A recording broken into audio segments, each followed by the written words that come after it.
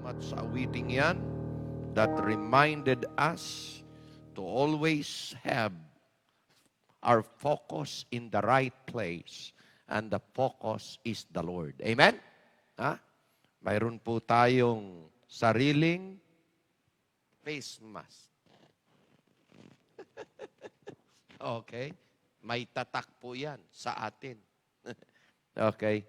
Ito po ay kaso lang sa school. Bawat mag-aral school may ganito. Ha? Hindi ko alam.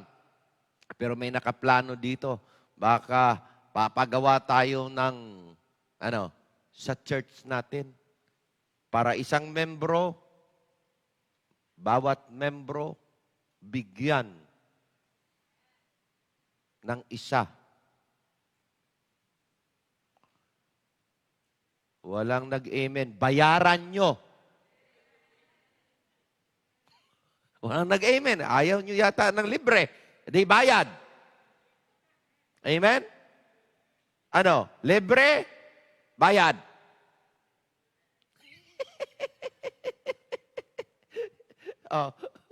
Well, maganda yan. Meron tayong ganyan. Okay.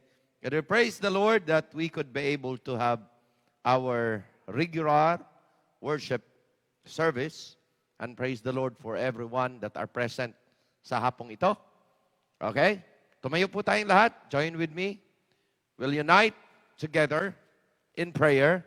At kung kayo mga nasa bahay, mga bata, our old folks in the houses, wala kayo dito sa church, join with us. Manalangin muna tayo sa Panginoon. Okay? Sige po. At tayo manalangin. Dakilang Diyos at Amang Banal, muli kami ay dadako sa hapagkainan espiritual na kung saan dito po ipoprovide ang sagradong pagkain ng aming kaluluwa, walang iba kundi ang inyong mga salita. Salamat sa mga kapatiran na nandito ngayong hapong ito. Thank you, Lord, for their desire and their faithfulness. And even, Lord, those people na nasa mga tahanan at Panginoon, mga members sa bahay, nasa bahay, Panginoon, na kung saan kasama namin at na mga nanonood. We pray, Father, that you continually bless all of us and speak to us through the message sa hapong ito.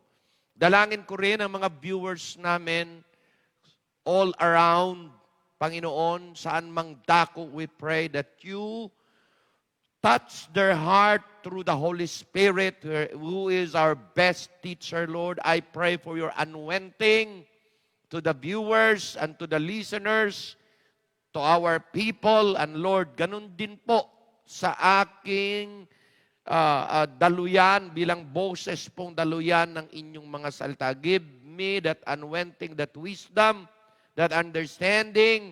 Put the right words in my mind and in my mouth. At Lord, dalangin ko po na muli inyong i-inspired ang bawat isa na nandito sa hapong ito at lahat ng aming mga viewers.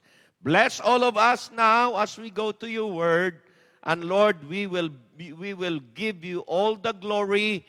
We will give you the honor. We respect you so much, O God, as our holy God who is looking and who is having your presence in our midst. O Lord, help us to do what is right, that our worship will be acceptable in your sight and in your presence sa oras na ito. You know our heart.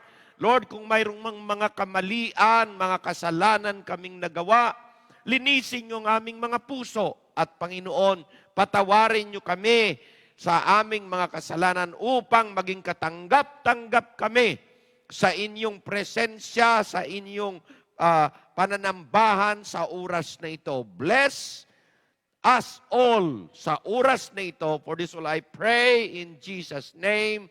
Amen and amen. Okay? Remain standing. I-request ko muna kayo. And we will read the verses. Medyo mahaba-haba ito. So, buklatin ninyong inyong mga Bibles, okay, sa Judges chapter 7. Okay? Ang basahin po natin, magsimula sa verse number 15 up to verse number 22. Ayan, okay? Basahin po natin ito responsibly dahil alam ko po ay hindi natin ito nagagawa so much. So, gawin po natin ngayon. Amen ba, mga kapatid? Okay. Magsimula sa verse 15. Ako po mag-umpisa at sabay-sabay tayo sa verse 22. Verse 15 says, "And it was so, when Gideon heard the telling of the dream and the interpretation thereof," okay, "that he worshiped and returned into the host of Israel and said, Arise, go, for the Lord hath delivered into your hand the host of Midian."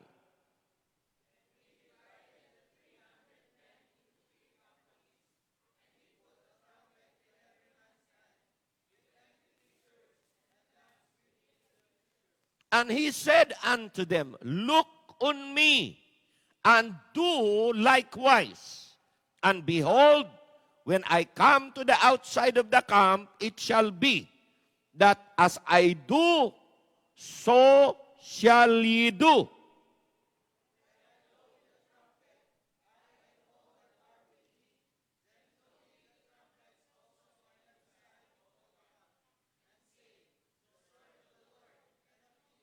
So Gideon and the 100 men that were with him came into the outside of the camp in the beginning of the middle watch.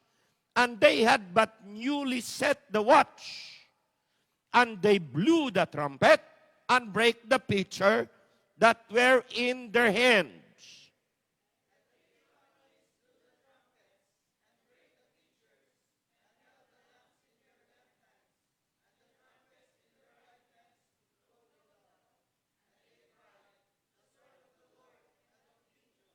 And they stood every man in his place round about the camp. And as the host ran and cried and fled,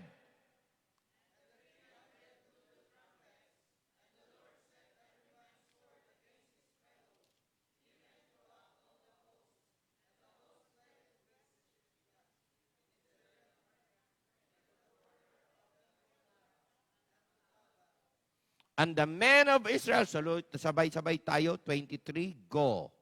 And the men of Israel gathered themselves together out of Naphtali, out of Asher, and out of Manasseh, and pursued after the Midianites. Pagpalain ng Diyos ang kanyang mga salita, kayo po'y makaupo na.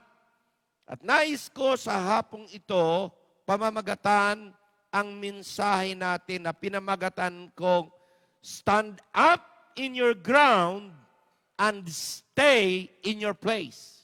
Ayan. Nandoon po yan sa verse 21. And they stood, every man in his place, round about the camp, and all the host ran and cried and fled. Okay? Stay up in your ground and stay in your place. Now, the ground or the place can be our status in our Christian life. Ayan, tandaan nyo ha. It can be our place of service. It can be our place of participation. It can be our place of performance. It can be a place of partnership in the ministry. Tandaan ninyo mga kapatid ko, one man alone, a pastor or a leader, or few men cannot win the battle and be victorious without the participation of everybody with the Lord as their commander-in-chief.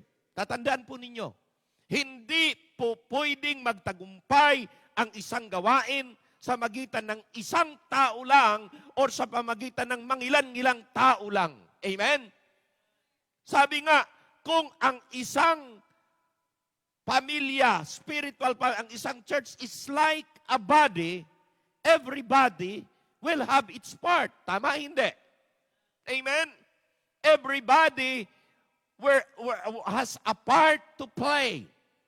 Now, dito po sa sitwasyong ito, nais kong ipakita sa inyo mga kapatid na kung saan man kayo inilagay ng Diyos, anuman ang abilidad nyo, anuman ang talent nyo, anuman ang inyong pamamaraan sa pananalapi, anuman ang inyong pamamaraan pagdating sa pamumuhay, anuman ang talento, anuman mga kapatid ang pinagkaloob sa inyong kakayanan, mayroon kang part that you will play in the work of God.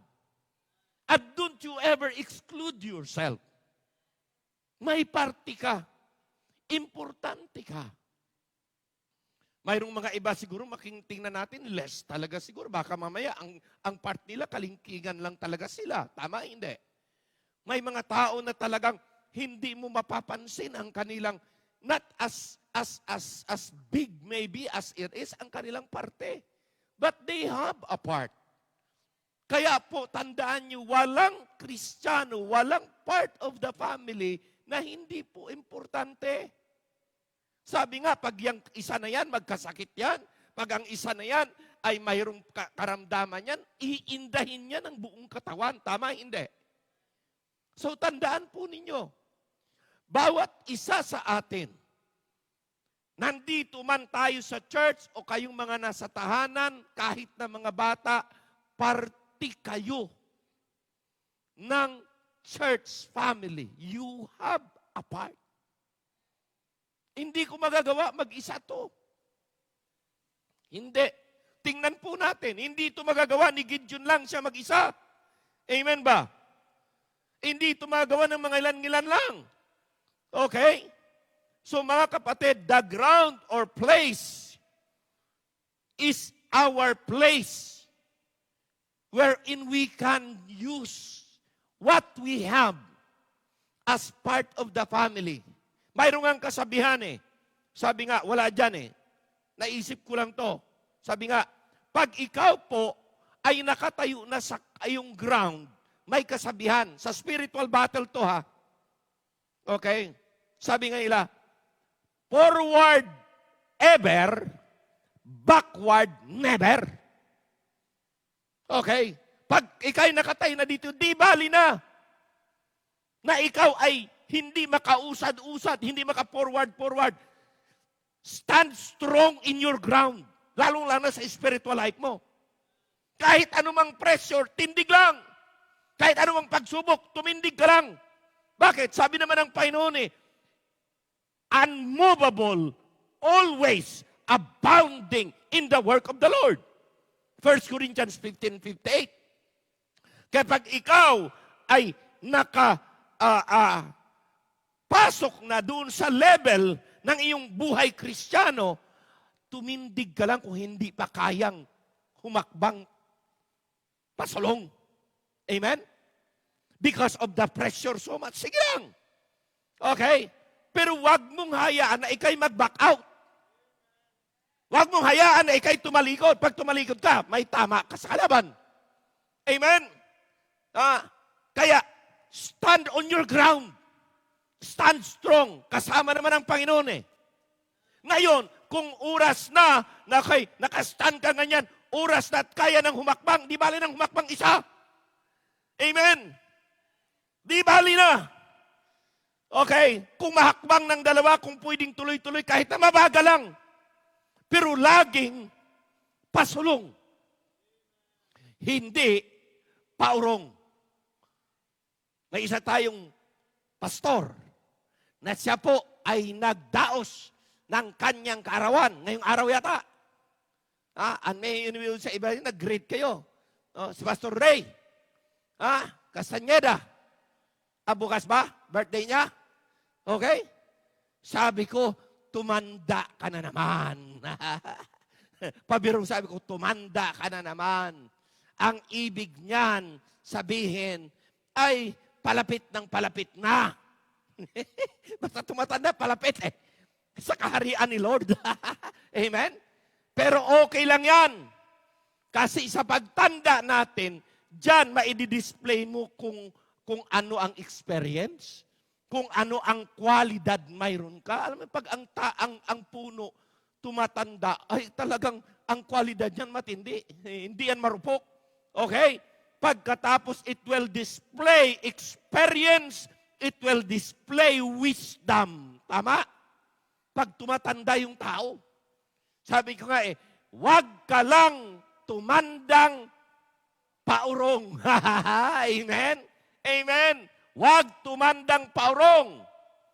Lagi dapat ay ito, makinig maigi. Pag tayo may tumanda tayong pasulong. Bakit po? Yan dapat ang pagtanda sa buhay Kristiyano. Amen? Lagi po yan. Ang buhay Kristiyano ay going forward. Sabi nga ni Apostle Paul, I press toward the mark of the high calling of God. Amen? Pressing on and keeping on is the spirit of the believers. There would be times that pressure so much will attack us and we will be, we cannot go forward. They stand on your ground. Amen? Dito sa time na ito, biro mo, mayroong lugar ang 300 men ni Gideon. Mayroon silang proper place to be able to perform well and perform their excellent part to be able to win the battle. Amen? At ang bawat isa'y kailangan. Tandaan nyo, bawat isa'y kailangan. Hindi po pwede magsabi yung iba, hoy, kami lang 299. Hello? Hoy, kami lang 280 ang pwede rito. Ang 10, hindi kayo kasali. Hindi pwede. Amen? In fact, mga kapatid, nabawas na yan Nabawas na. Bakit po? Because kung inyong titingnan, the whole recruited armies of Gideon have different kind of spirit and character.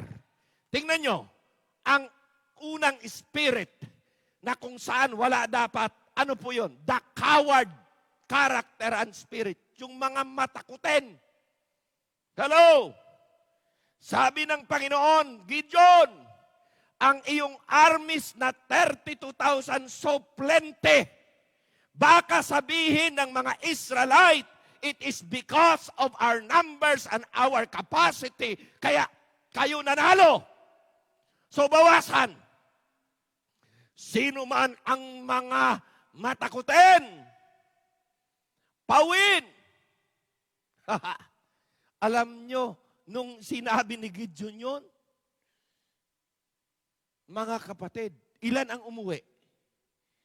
22,000. Ang natira, 30,000. Bakit sila takot? Kahit gaano karami, kahit 32,000 na ang dami nila, mga kapatid, ang Midianites ay multitudes. Multitudes. Di hamak na mas marami kaysa kanila. Baka 1:50, 1:100. Papaano ka ba yan? Sabi ng Panginoon, lahat ng mga matakutin, okay, pauwiin. Ang umuwi, 22,000. Hello? Siya sabi ko nga, ano kaya? Kung nakita mo, nasa 10,000 ka. Nakita mo, 22,000 nagsiuhian, kakunti na nga natin. Kapiranggot na lang natin, laban sa kalaban. Ngayon magsiuwian pa itong mga ito, pambihira naman, amen? Amen? Nakakadismaya at nakakatakot din. Pero pambihira, mga kapatid. Hindi umuwi yung 10,000. At least, may natira pang tapang. Amen? So, the cowards. Verse 3 yan. Anong sabi sa verse 3? Okay?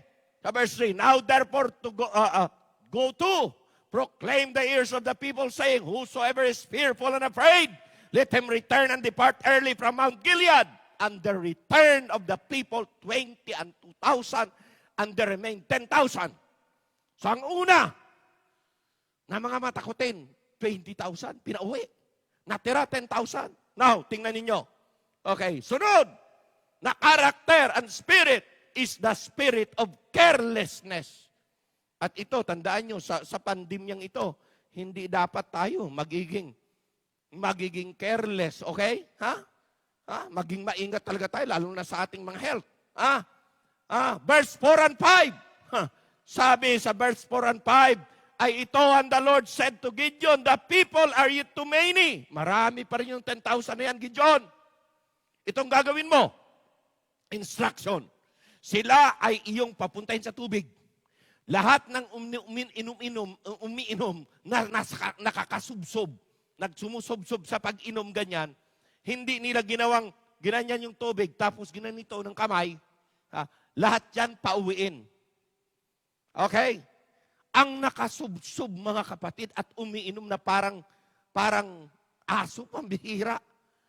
Ilan? 9,700. Yung gumaganito, wisely na gumaganyan at nagiging careful, abay, pambihira. 300 lang. Uwi.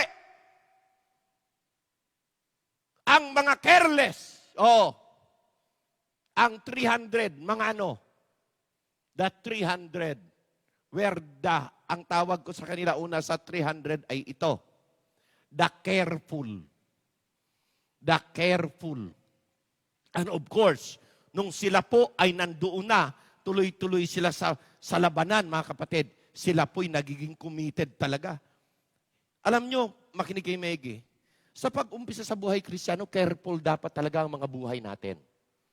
Pero sa pagtagal ng pagiging Kristiyano mo, darating ang oras na talagang ang iyong buhay ay talagang isusurrender mo, maging committed ka talaga sa Panginoon, talagang ibubuhos mo na lahat eh. Bakit po? Kasi you grow up spiritually na. Amen? Amen? Amen? Ganun ho eh. Okay? Now, 300. Ang natira, 300. Verse 6. Ano sabi? Verse 6. And a number of them that laughed, putting their hand on their mouth with 300 men. But all the rest of the people bowed down upon their knees to drink water. Lahat yan pinauwi. 300 lang. That is the cream of the crop. That is the few good men na gagamitin ng Diyos. Are you with me? Kung minsan, pinoproblema natin ang kunti na tao. Na para bagang sinasabi na yung kunti na yan, wala gaanong magagawa yan. Pero alam mo, tatandaan nyo, God is always looking for a few good men. Few good people in which God can manifest His power by using them. Hindi po plenty of people. I'm not saying it's wrong to have plenty of membership. But hindi din dapat ma-discourage ang kaunti. Hello? Na para bagang pagkonti ka, ang pakiramdam mo parang, ang tawag yun? Para bagang walang kapag-asa. Pagkonti, para bagang inferior ka. Tama hindi? Amen? Mas madali pong papatunayan ng Diyos ang kanyang kapangyarihan sa kunti kaysa marami. Okay? Ito, sa sitwasyong ito, it is impossible to win. Hello? Impossible of impossibilities that they will win the battle. Imposible na yan. Hindi na uobra yan unless God will do something. Tama hindi? Amen? Pero ang hangad lang ni God, ang nais lang ng Diyos, ay kailangan sumunod ka. Where? Be in your place. It may not be much. It may not be big what you can do. But nais lang ng Diyos kung saan ka, nilagay niya, doon ka. At gampanan mo lang yung kaya mo lang. Gawin mo lang kung anong pinagkaloob sa'yo ni God. Yun lang. Amen? Kung minsan, ang mga tao so much concerned sa tinitingnan kung ano magagawa ng iba. Hey, makinig kayo maigi. What others can do, you cannot do. Because hindi ka sila. At hindi ka rin inilagay ng Diyos sa lugar nila. Inilagay ka kung saan ka. Dahil doon ka angkop.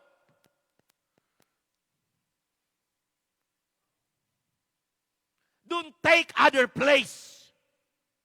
But because you will be misplaced. Be in your place. Hello?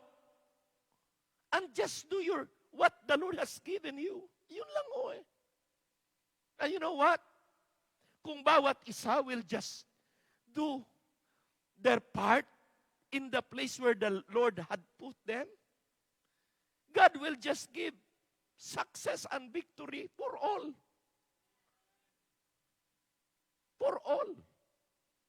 Yan ang aking hinahangad sa simbahan natin. There should be no comparison. Because hindi talaga tayo pari-pariho. Pero alam nyo kung gagampanan lang natin ang bawat isa sa atin kung saan tayo nilagay ng Panginoon, magtatagumpay po tayo. Nagtagumpay sila kahit na impossible of impossibilities eh. Kaya ka binigyan ng sariling talento ng Panginoon. Kaya binigyan ka ng kapabilidad ng Panginoon, kaiba kaysa iba. Kasi unique ang bawat isa sa atin. Pero yung ating uniqueness na yan, ay atin yang gamitin kung saan tayo nilagay ng Diyos at sama-sama tayo. At makikita nyo, God will give us victory. Because we are united as one in heart and in spirit. Amen? Amen? Yun po ang mahalaga. Yun ang mahalaga. Okay? These are Gideon's champions. Okay? Nais ko munang basahin yung mga verses kasi nagustuhan ko po ito dito eh. Okay? Itong sabi po sa verse 17. O verse 16, he divided the men into 3 companies. And he put a trumpet in every man's hand with empty pitcher and lamps within the pitcher. Now, pansinin nyo ho.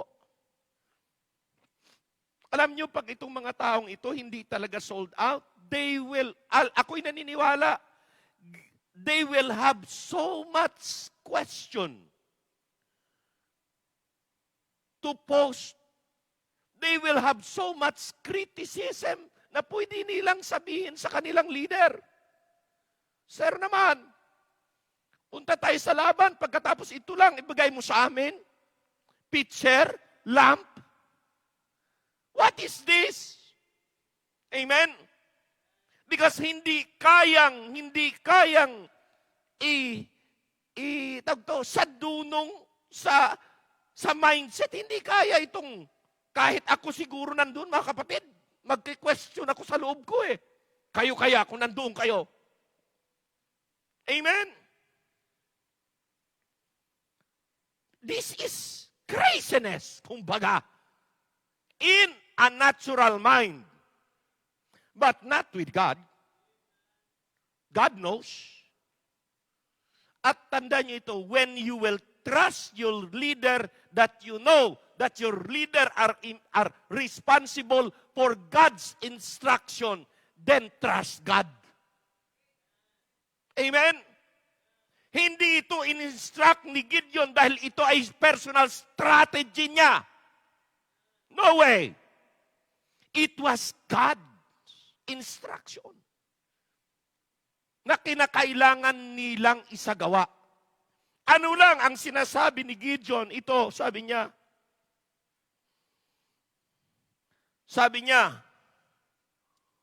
sa verse 17, and he said unto them, look on me and do likewise. Tandaan niyo po, lagi kong sinasabi yan pag nagde-devotion ako because I am now in the situation na I'm trying to explain what spiritual leadership is. What leadership is. Alam ba ninyo, sabi ko na ang true leadership will not only good for the talkies, but godly leadership is shown but not by the talk, but by the example of life. Yun ang importante. Gaano man kagaling sa'yo manalita, gaano man ka-intellectual ang pangungusap mo, you will maybe speak of the tongues of angels. Pero kung wala po sa buhay at wala sa puso, alang kwenta yan. And that is really the problem. Anong sabi ni Gideon? Diba? Anong sabi niya? Look on me. Ang una, hindi sinabi niya, do. Hindi una sinabi. Sabi ni Gideon, tingnan niyo ako. I am the pattern. I am not the pattern, the example. Just do what I do. Just follow me. Nanuhan niyo ibig sabihin? Mga kapatid, sa pananampalataya, true leadership leads by example. Lagi ganun. Okay? Nais kong tingnan natin ito. Let us now focus on the action of this event. Doon na tayo po sa action. With a very clear instruction for everyone and for everybody. Yun yan. 6, 17, and 18. And he said unto them, look on me and do likewise. And behold, when I come to the outside of the camp, it shall be that as I do, so shall ye do. Amen? Amen. When I blow the trumpet, I and all that are with me, then blow ye the trumpets also on every side of all the camp, and say, the sword of the Lord and of Gideon. Tingnan po ninyo, una na aking i-emphasize ay ito. Una, huwag niyong kakaligtaan. Kaya ang lakas ng loob ng 300 na ito, because number one, there is power in prayer. There is power in prayer in their private life. Tingnan niyo po, yan po makikita nila kasi sa leader nila, bakit kaya si Gideon di man lang ito natatakot? Dati naman matalo si Gideon, nagtatago nga eh. Ut ngini o alina, bakit? Basahin natin muna, magsimula sa verse 19. Alam ba ninyo na si Gideon ay nakikinig? Noong nakikinig siya, may nagkwento. Ako ay nagkaroon ng panaginip. Amen. I have a dream. Okay.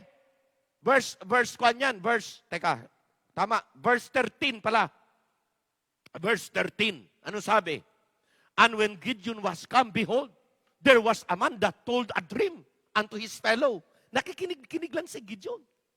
Okay, nag-uusap tong dalawa. At sabi niya, kinikwento niya, na naginip ako. Okay, kinikwento niya dun sa kasama niya. And said, behold, I dream a dream. And lo, a cake of barley bread tumbled into the house of Midian and came into a tent and smote it, that it fell and overturned it, that the tent lay along. Verse number 14. Hanggang sa kanyan sa 15. And his fellow answered and said, this is nothing else save the sword of Gideon, the son of Joash. a man of Israel, for unto his hand hath God delivered Midian and all the host. Verse 15, and it was so, when Gideon heard the telling of the dream, and the interpretation thereof, that he worshipped and returned into the host of Israel and said, Arise, for the Lord hath delivered into your hand the host of Midian. Saan nag-umpisa? Nag-umpisa sa panalangin. Nag-umpisa sa kung saan relasyon sa Diyos. May laging kasabihan yan, I think na-mention ko na ito. Before there would be public success, there should be first private success. And private success of our Christian life will always be in our knees before God, our sweet relationship with God. Before we could have success in our dreams, in our businesses, in our plans, in our future, kailangan nag-umpisa po yan sa ating relasyon sa Panginoon. Bago ka maging matagumpay sa pag-aaral mo, maging matagumpay sa trabaho mo, maging matagumpay sa business mo, maging matagumpay sa buhay mong ito, nag-uumpisa yan sa iyong private, personal relationship with God. Kung gaano ka dyan katatag, kung gaano ka dyan kadedicated, that will be how much success you will have in your public life and public works. Pag wala ka diyan, baka ang public life mo, siyang magdudulot upang ikaw ilayo sa Diyos. Kaya marami ang naging successful in public life, pero wala sa Diyos. Why? Because yung kanilang private life is weak. Ang kanilang private life hindi na-develop so strong with God. Katandaan nyo yan. At ang true success sa buhay Kristiyano, hindi nagkamal ka ng salapi. Hindi nagkaroon ka ng magagarang sasakyan, magagarang bahay, yumaman ka, hindi yan ang true success. Amen? Ang true success ay ito. Pinagpala ka ng Diyos, pero matapat kang naglilingkod sa Diyos. That is true success. Payamanin ka man, pero hindi mo kinaligtaan at pinabayaan ang gawain mo at ang paglilingkod mo sa Diyos. That is true success. Hindi ka man yayaman. Normal lang ang buhay mo. Nasa middle class ka lang. Maybe pinaangat ng Diyos ang buhay mo, pero hindi mo napabayaan ang paglilingkod mo sa Diyos. That is true success in life of a Christian. You may be poor, but still serving the Lord. Mga kapatid ko, true success yan. Kaya hindi pa nag-uusapan dyan ang estado ng buhay.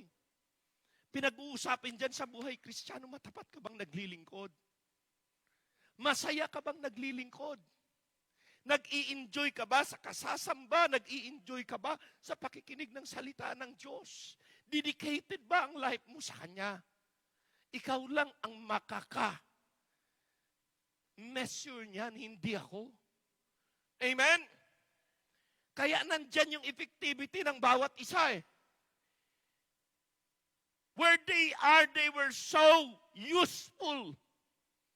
And every little contribution they have, it is for the success of all. Pambihira yan. Kaya alam nyo, kung ganyan ang spirit sa simbahang ito, success ng isa, masaya ang isa. Masaya ang lahat. Kalungkutan ng isa, malulungkot ang lahat. Bakit po?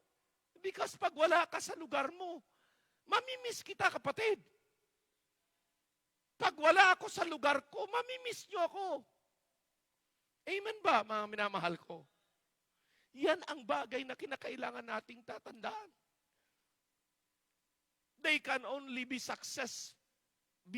a successful job if they begin or start with the Lord in prayer. Yun lang yun po eh. They must do the job in harmony with their company or companion. Amen ba? Ganun po ang kailangan natin. Hindi napakaraming tao. Masaya ako kung maraming tao. Pero hindi po ang success nakabatay sa bilang. Nakabatay po yan kung ikaw ay nasa kalooban ng Diyos at sa lugar na kung saan hangad ng Diyos doon ka. Yan ang pinaka-fulfilling place to be with. At tandaan nyo, bawat isa sa atin mayroong lugar na kung saan nandyan tayo, kailangan ni God. At pag wala ka dyan, kapatid, mahihirapan. Because ikaw talaga ang angkop para dyan. Amen ba, mga kapatid ko? Kaya each other are needed. Pero start where? Your place in prayer. Makinig kayo maigi. Kung malakas akong pastor at nagsispend ako ng time sa pananalangin, dapat lahat kayo ganun din. Kasi pag malakas tayo lahat, madaling dalhin. Hindi mabigat. What if kung ang pastor lang at mangilan ang malakas, pero pambira 20% lang ang malakas, 80% lahat bagsak at mahina. Pero mo dadalhin ka. Dadalhin natin ang 80%. Ang bigat noon. Amen? Pero kung lahat ho tayo ay nandoon sa ating lugar na kung saan nilagay tayo ng Diyos at tayo po'y namamayagpag doon, maniwala kayo. Ang ministering ito will not be as this only. It will keep on progressing. It will keep on moving on. Our fellowship will continually grow. Our performance will continually be excellent. Our relationship will continually be sweet, pambihira. Amen? And we will enjoy our Christian life. Regardless kung anong success nyo sa mundo. Tama, hindi? At yan tayo. Sana natuto kayo at marami kayong matutuhan sa mensahe. Because ako po talaga, I was so blessed with this. I must stand on my ground. And I must make sure that I am in the place na kung saan nais ng Diyos, doon ako. Amen? Amen? Okay? Our unity together will make our church stronger. Amen? Overcomer, victor, and conqueror. Defeating kahit na COVID-19. Are you with me? Amen? Hindi na mag-move. Yan o? Okay? Tapos na yan. The spirit of cooperation, participation, coordination, unity, joining together hand in hand, must complement with their comrades for victory. Yan po ang kanilang ginawa dyan. Wala kayong maiisip dyan na pansarili. Wala. Wala. Wala kayong maiisip dyan na kanya-kanya sila. Hindi. They just follow the leader with the few they are. Pero mga kapatid, makikita nyo.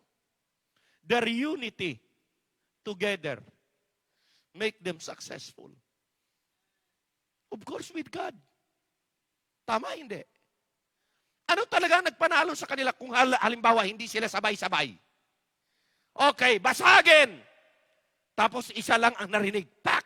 Pak! Parak! Pak! Pak! Pak! Pak! Pak! Pak! Pak! Pak! Pak! Pak! Pak! Pak! Ang tagal naman. Kung hindi sabay-sabay na napakabinging tunog. Hello? Tapos dalam. Paano kung ibang lamp nila ay patay? Hindi nasilaw ang kalaban. Amen? Nasila na, ang punungatan yung kalaban, mga kapatid. Kumuha sila ng kanilang mga sandata, tapos sila mismo nagpatayan. Bakit po? Because they were confused. Amen? Of course, nandyan yung bagawa ni God, kasi nandyan yan eh. Basahin natin, yung sabi doon. Verse, okay, after blew the trumpet, and 21. And they stood every man in his place round about the camp, and all the host ran and cried and fled, and the 300 blew the trumpet, and the Lord, pansin ninyo, and the Lord set every man's sword against his fellow, even throughout all the host. Napansin ninyo? Tandaan nyo, when there is unity, you can see the working of God in the midst. Na-confuse yung kalaban. Kala nila, ang mga kasama nila kalaban na, nagpatayan sila. Bakit po? Hindi siguro nila makita kasi siyempre ang liwanag nung lamp, mga kapatid. Napalibutan sila ng kalaban, ganyan. Ang liwanag, pambira nila makita. Kaya pagkakita nila, puro anino lang, sige, pak, patay. No, lo and behold, mga kasama pala nila. It was the Lord pa rin. Naunawaan nyo, when there is unity, a united church is a church na kung saan God will continually working in the midst. At nandyan po ang tagumpay. Ipapagkaloob ni God. Amen? Amen? Okay? Defeating the enemy. Ano mang kalaban yan? Matatalo yan. Basta't united, nagkakaisa ang bawat isa. Amen? Number 2. Okay, the power. Una, ano yung una? The power of prayer. Number 2, the power of faith of everyone. Yun ang sinasabi ko. Hindi lang dapat si pastor ang malakas. Hindi lang dapat mangilan-ngilan ang malakas. Dapat lahat. Kung malakas ang pananampalataya ng isa, dapat ang bawat isa malakas ang pagtitiwala kay God. Amen, amen, amen. Okay. Sabi yan doon sa Romans chapter 4, 18-20. Alam na po natin yan.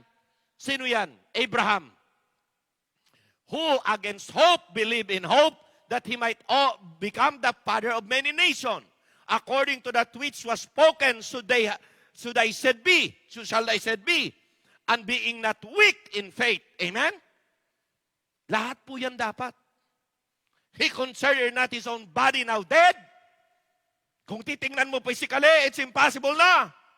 When he was about 100 years old, neither yet the deadness of Sarah's womb. Verse 20, he staggered not at the promise of God through unbelief. Alam niyo, he staggered not. Remember, how many years si Abraham naghintay sa pangako ng Diyos? How many years? All those years, he staggered not. Kailanman hindi siya nawawalan ng pag-asa. Hindi siya nawalan ng pagtitiwala sa Diyos. Kahit na hindi na ako po pwede, matwa na ako. Kahit si misis ko hindi na pwede, matanda na rin. But I cling and I cleave to the promise of God na magkakaroon ako ng seed. At yun ay maging fathers of many nations. Hello? Ang tagal ng pangako. Pero hindi kailanman si Abraham doubt through all those years of waiting. Amen? Siguro kung sa atin, baka nagreklamo na tayo. Amen? Pero iba eh. Bakit sinabi yan at nilagay yan? Para ihimplo natin yan, para ating tularan. Amen? Now, look. Those 300, tanungin ko kayo, ang 22,000 umalis. Yung 9,300 umalis din. Sa palagay nyo, itong 300 na naiwan at siyang nakikipaglaban, may tiwala kaya sa isa't isa? Wala. May tiwala. Alam niyo, makinig kayo maigi. pag kayo magtitiwala sa Diyos, ang sunod yan, magtitiwala kayo sa kapwa nyo na kasama nyo. Hello? Magtitiwala ka sa mga kasama mo. Tayo na lang natira, mga minamahal ko. Paano pa pag hindi tayo magtulungan nito? Kawawa tayo, patay na tayo rito. Mauubos tayo nito. Amen? Pero alam niyo mga kapatid, hindi ganyan yung mindset nung 300 eh. Ano? Kasama si God. We are not in the minority. We are in the majority. Kailan pa man hindi pa natalo ang aming commander-in-chief sa anumang laban.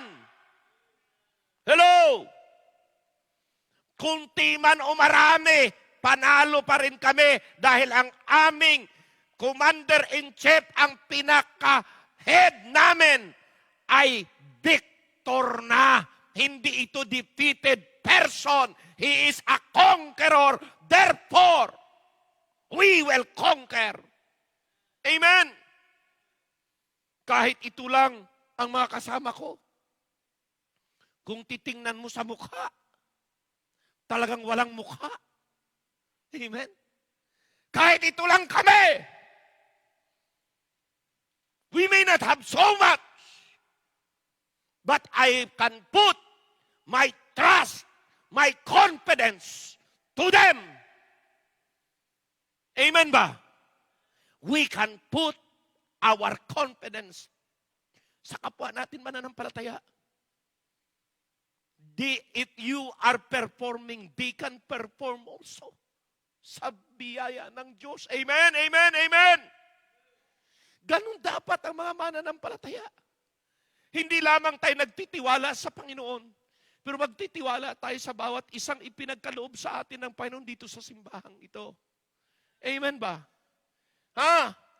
The fearlessness, the faithfulness, the full of faith, the powerful faith of every person, every Christian, every believer's member of the church ay kinakailangan po. Nasa atin, who are not cowards. These are willing to pay the price. They are willing to die for the cause and for the sake of Christ. Ano yan? They are the people that will finish with joy. Kahit na kunti lang. Tanong, natapos ba talaga nila na may joy? Yes! Ang bihira. At tandaan nyo, walang namatay sa kanila. Walang casualty.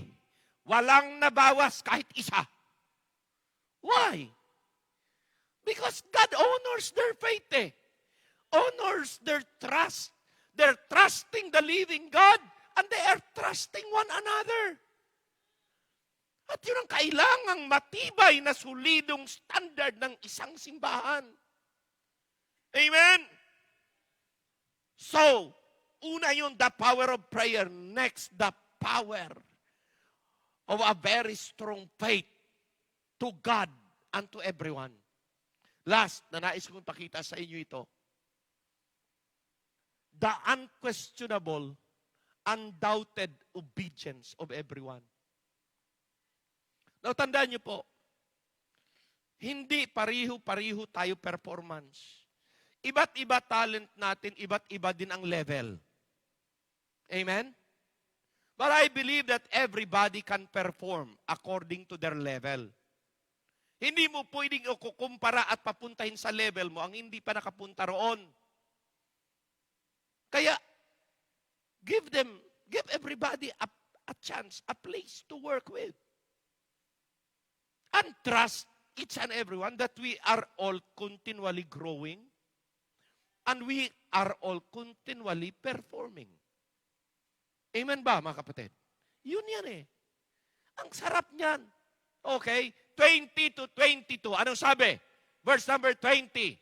And the three companies blow the trumpets and break the pitchers and held the lamps in their left hands and the trumpet in their right hands to blow withal, and they cried, the sword of the Lord and of Gideon.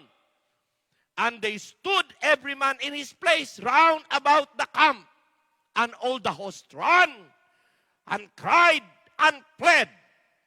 And the 300 men blow the trumpets, and the Lord set every man's sword against his fellow, even throughout all the host. And the host fled to Bethshetra in Sererath, and to the border of Abel Meholah, and to Tabath. Okay, 23. And the men of Israel gathered themselves together out of Naphtali. At lahat po yan. Penerso nila yan. Ano po ang ibig kong sabihin? Ito po, pag yung kaligtaan ito. Sa last points natin, questionable obedience and undoubted obedience ito. At nais kong sabihin to sa inyo. As the heart of your pastors goes out. Church, please. Yun lang ang begging ko sa inyo. Stay with me. Stay true to each other. Stay true to the Lord. Stay with me. Yun ang laging sinasabi. Anong pag ang leader po, physically, pag naglilid dyan, nagko-command, will always say, sandali lang. Wait. Amen? Wait. Stay. Oh, nakikita ko yan, pag may palusob na kalaban tapos binabantayan ng kwan Tapos yung commander nandoon. Tapos yung mga armies niya will fire. Lagi sasabihin ng leader, wait! Stay with me. Amen? Stay with me.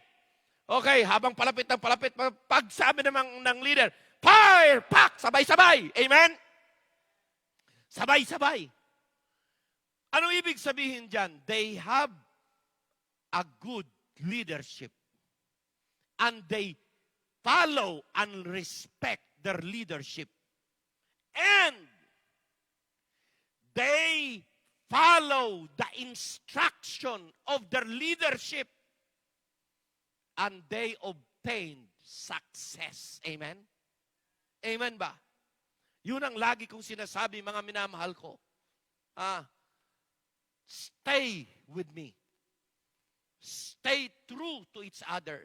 Stay true to the Lord. Sabi nga sa Ephesians chapter 5 verse 1, sabi niya, be ye therefore followers of God as their children.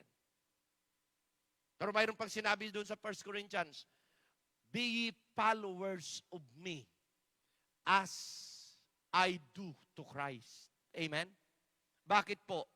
In my heart, I really believe that good leadership is a leadership that set up a good example and a role model to people. Amen?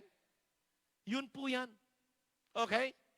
1 Corinthians chapter 11, verse 1 and 2 yan. Tama ba yun?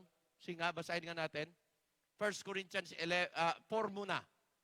14 to 16. Ano sabi? 1 Corinthians. I write not these things to shame you, but as my beloved sons, I warn you. Sabi niya, for though ye have 10,000 instructor in Christ, yet have ye not many fathers, for in Christ Jesus, I have begotten you through the gospel. Sabi ni Apostle Paul yan. Wherefore, sabi niya, I beseech you, what? Be ye followers of me. Yun ang pleading ni Apostle Paul sa mga bunga ng ministry niya sa mga na-win sa Panginoon. Next verse, 11, 1 and 2 ba yun? 1 Corinthians 11, 1 and 2. Ano sabi? Sabi niya, be ye followers of me, even as also am of Christ. Now I praise you, brethren, that ye remember me in all things, and keep the ordinances as I have delivered them to you. Kaya makikita ninyo, mga kapatid, ang true leadership that needs to be followed and be respected is leadership by example. As the man obey Christ and follow Christ, you must follow Him. Well, bakit po? Yun ay nire-reward at binibless ng Diyos na submission and pagsusunod. Yun po. In fact, sabi niya, how? Una, kailangan, 3 po yan ang aking sinabi na naturo ko na po yan. Number 1 ay ito. Doon sa Ephesians chapter 5, how to follow Christ. Number 1, we follow the Lord by love. Walk as children. Okay? Ephesians 5:1 ba yan? So sabi doon, walk in love. Ang relasyon talaga maganda. Tapos may isa pa doon, walk as children of light. Yung mga leader na naglilid ay hindi namumuhay sa dilim. Hindi ho gumagawa ng mga kasalanan, kundi namuhay sa liwanag. Pag nasa liwanag ka, transparent ang buhay. Amen? And then, ang sabi doon ay, walk circumspectly, walking with caution. How? Sabi doon, redeeming the time. Hindi ka nagsasayang ng oras. Hindi ka nagwi-waste ng time sa anumang mga bagay na hindi importante. Amen? Okay? Together we can overcome with the Lord in our side. Success and victory are guaranteed. Sabi ng Panginoon yan. Amen? Guaranteed yan. With the Lord in our side. Kaya let us continually be strong. Sabi niya, together, okay? And then, ang ating Panginoon have already promised success and victory para sa atin. Amen ba, mga kapatid? As I conclude and as I close, stay in your place. Stand in your ground. How? In the power of prayer. How? In the strong faith of everybody. How? In the unquestionable, undoubted obedience that guarantees our victory and success from God in this pandemic world with coronavirus. Tumayo tayong lahat at ay manalangin. Will you, sa biyaya ng Diyos, grow up in your place? Yan po. Are you growing up in the place where you are placed by the Lord? Saan ang lugar mo? Are you so involved? Dedicated? Tandaan nyo, mayroon kayong lugar na kailangan nyong i-develop based upon your capacity, based upon your time, based upon your talent. Will you make sure that you will perform the best you are in your place? Amen? Hindi ko po alam kung ano ang lugar ninyo. It is your place. Will you do your very best? Saan ka man? Sa lugar na yan. Kasi po, ang 300 must make sure that they should be in their place.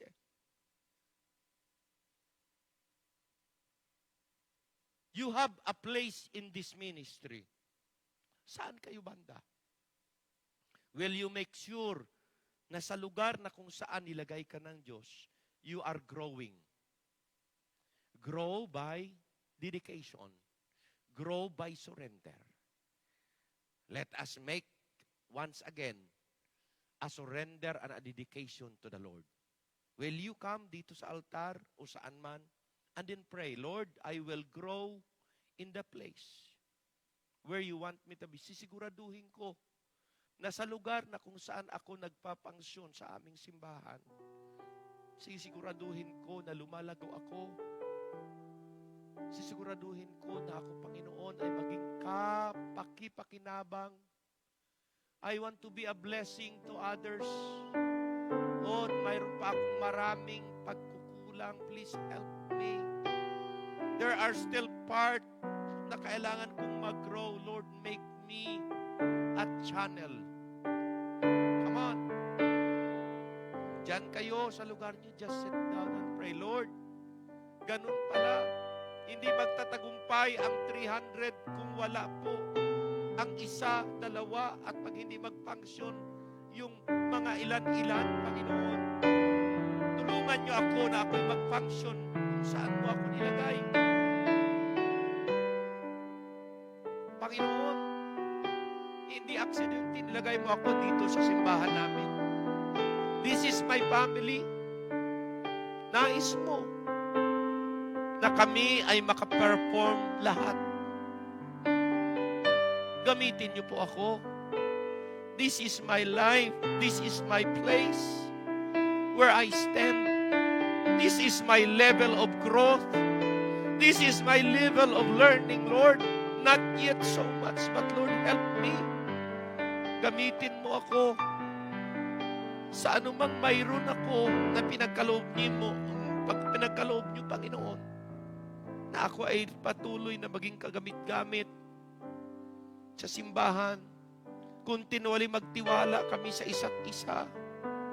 Continually na mayroon kaming magampanang tungkulin.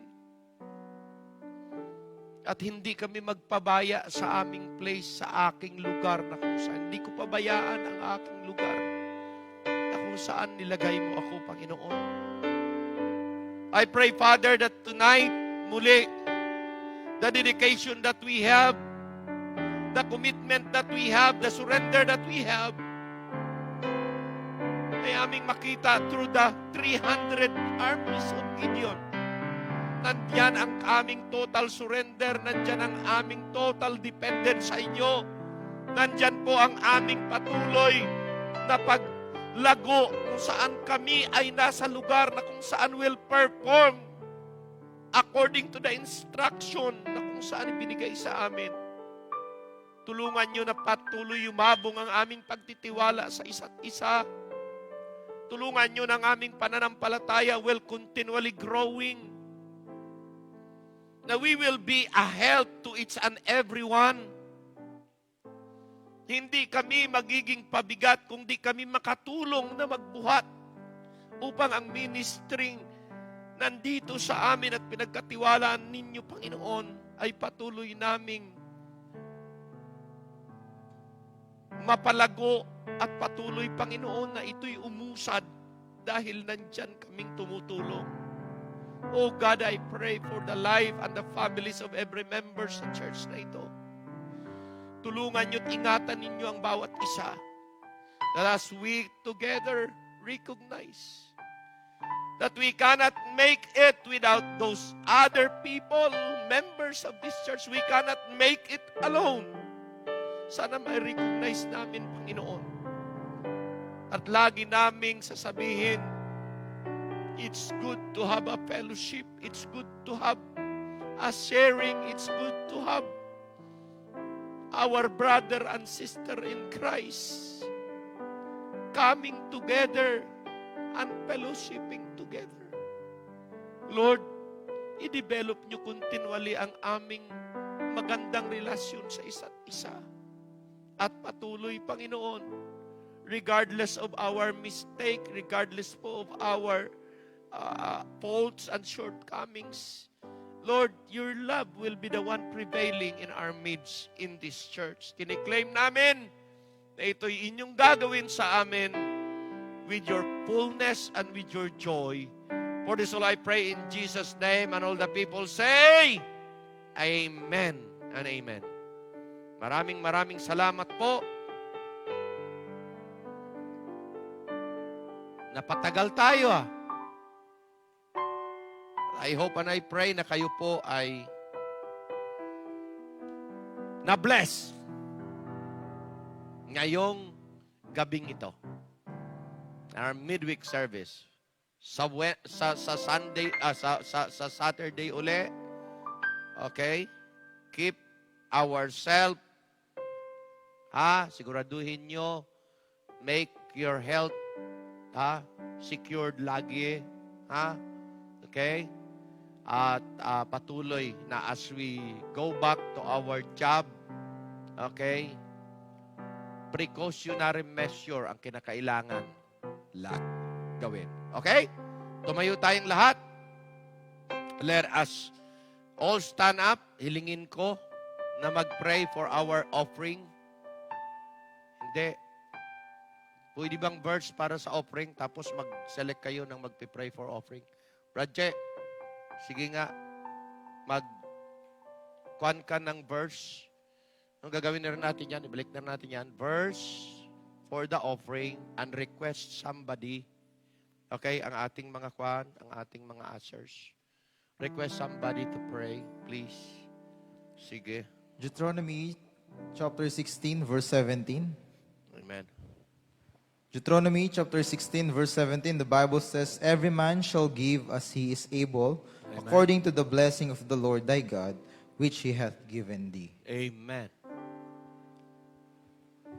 Request mo. Sino? Nihiling ko si Brother Scepter sa ating offertory prayer. Sige.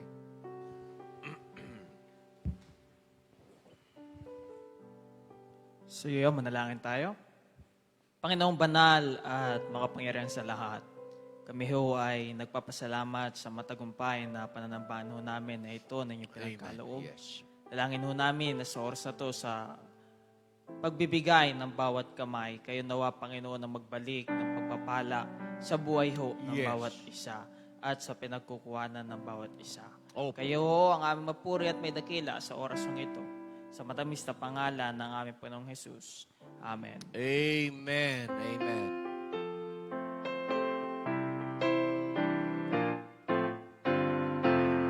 We give because we love the Lord. Amen. We give because we love the Lord. He gave His life on Calvary to save my soul and set us free. We give because we love the Lord. Alam ko may magagawa ang Diyos. Alam ko may magagawa ang Diyos. Kung ako'y magtatapat sa aking pagbibigay, alam ko may magagawa ang Diyos. Amen. Salamat sa lahat ng inyong dalangin. Okay? Ang aking sister po, nasa bahay na. Ayan. Okay. Thank you sa Panginoon sa lahat ng inyong panalangin. Although kailangan pa niyang mag-recover kasi talagang namayat po eh. Pero continually panalangin natin.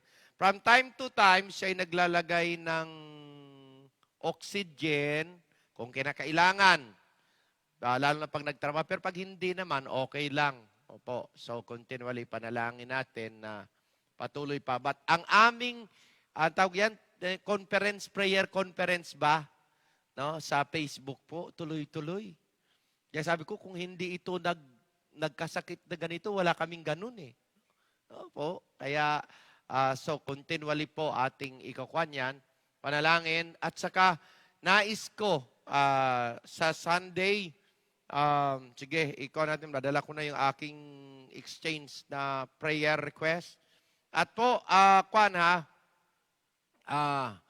want to pray. Ipanalangin nyo ito kasi ito, ginagawa ko na